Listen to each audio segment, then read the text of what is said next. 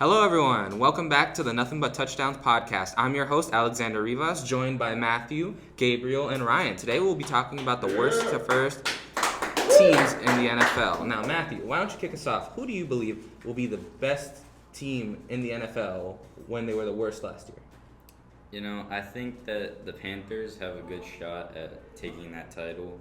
I mean, they were the worst team last year. I think they only won about 2 games.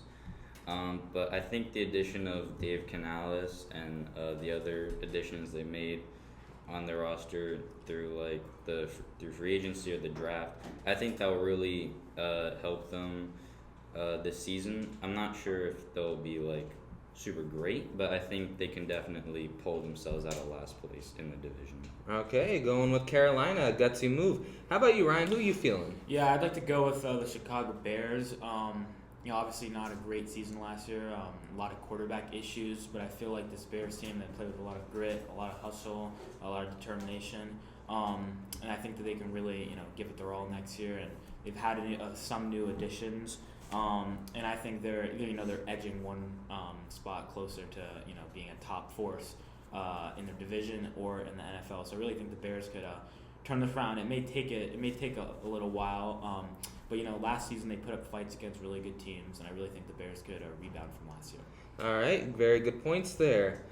Gabriel, you have any feelings? I go with the Chargers, mainly because Herbert's still good, and with having a rough year, they're firing their coach and all of that. But also you got to think in the draft, they still managed to get good receivers, and they managed to protect their quarterback, their most important part, in Joe Alt. So I think they're definitely a team to be looking out for in the playoffs. Okay. That was a very interesting way to put it, Mm-hmm. The Chargers have a very good shot at rebounding. I know Jim Harbaugh is going to be a massive addition there. Yeah. You said with the Panthers, I really like the Dave Canales part.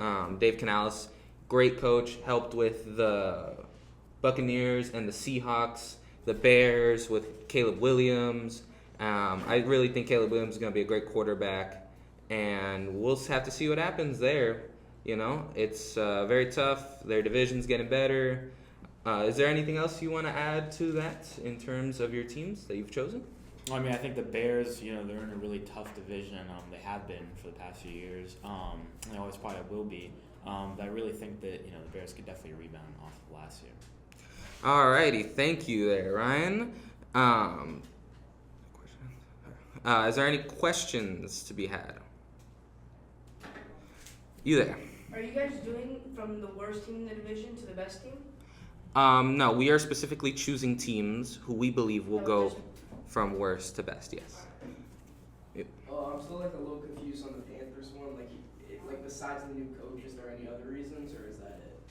Matthew, you want to... Well, during the draft, they got a new running back and a new receiver, and I think that can help develop Bryce Young's growth.